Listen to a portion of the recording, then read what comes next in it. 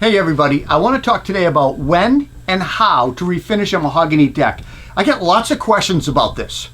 You know, as a carpenter, I install my fair share of screen porches and decks and stairs.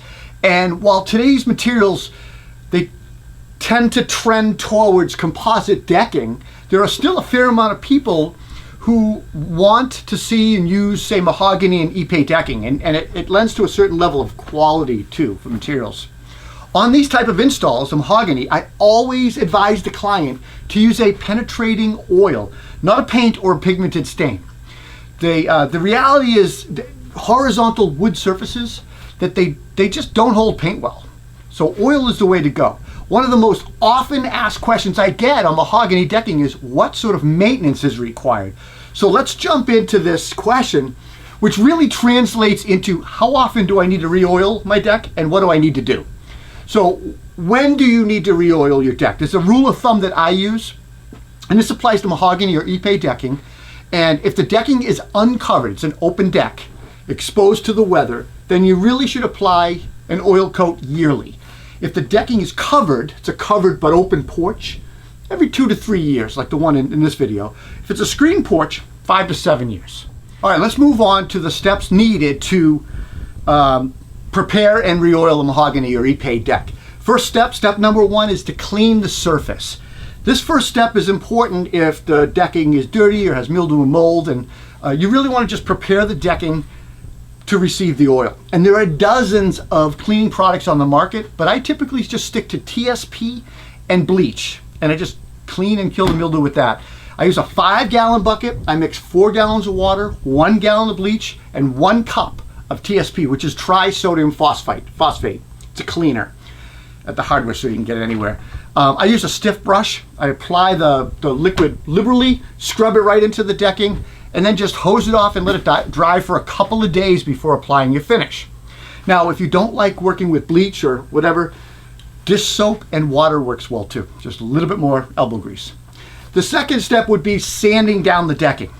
After the mahogany on your deck has been thoroughly cleaned and 100% dry, it needs to be really dry, it's time to sand. Now this step is probably more important than cleaning. It's going to remove old and worn layers of wood, it's going to remove splinters, etches the surface and allows the oil to penetrate the wood, and it kind of cleans the surface too because you're removing stuff.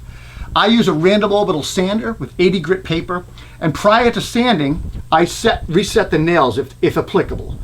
And once done, blow it off and move on to step number 3, which is getting your oil. So you probably need your oil before you do this, but I've always used paraffin oil. It's an oil-based oil for decks, and I just pretty much encourage all my clients to use that oil and reapply with the same product. I've just had great luck long-term using it. So that next step would be to apply the oil to your decking. Applying protective oil-based oil to your decking is just going to help it last longer. It's like moisturizer for your skin. Oil penetrates the pores of the wood, and while water-based may penetrate slightly, it usually sits on top. Oil is better. So oiling your mahogany decking, it's going to maximize lifespan, replenish the lost natural oils of the timber. It's going to help maintain its color, and it just keeps it lasting longer. So follow the instructions on the can, stir it thoroughly, and then apply the oil to the decking. And to do that, I use a foam brush or a chip brush, and I use that to cut along the edges of the columns and the house and whatever you need to do. And once everything is cut in, I apply the oil to the decking with a lamb's wool applicator and an extension painter pole. Start at one far end of the porch, and I work my way back board by board in continuous long strokes until I get to the opposite side. Now remember, just use continuous even strokes so you have a nice long stroke. With the paraffin oil, I allow that oil to sit on the decking for about 30 minutes. Then I use a nap-free shop cloth or maybe another lamb's wool applicator, and I wipe the entire surface clean, removing all the excess oil. Wiping down the decking prevents the oil from staying kind of dry and tacky. It's especially important if your deck has had prior coats or it doesn't get a lot of sunlight. Now, to avoid lap marks, which is like a start and a stop mark that shows up after drying, I try to keep a wet edge, and I cover the entire length of, say, 2 or 3 boards at a time. If I can't do that, I use the reach of an extension pole. I can extend it like 12 feet, and I just reach and do long continuous strokes from one end to the other. It just looks great. I always keep mineral spirits and rags for spills and mistakes and wiping things off. And once you're done, use the mineral spirits to clean up the house or the brushes or whatever you need. I allow the surface to dry for 24 to 48 hours. And just use the touch test. If it's dry to touch, then it's okay to walk on.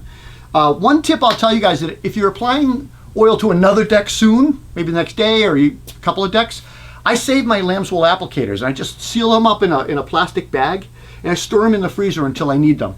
It sounds weird, but it works. You let them dry, let them thaw out. It works great. I guess the last thing I want to mention is when you're done with those rags that you use to wipe the deck down, just a quick safety tip. Store them in a metal bucket with water until you can properly dispose of them, or lay them out on the pavement, let them dry, and get rid of them. You don't want to bundle them up and throw them in a bucket, because there's things like spontaneous combustion and flammability issues that you got to be worried about with oils and stuff like that, chemicals. Guys, I hope you enjoyed this video. If you did, please give me a thumbs up, leave me a comment. Love hearing from you guys. I try to get back to a bunch of you. And please subscribe and hit that notification bell right there. We'll see you at the next video. Take care.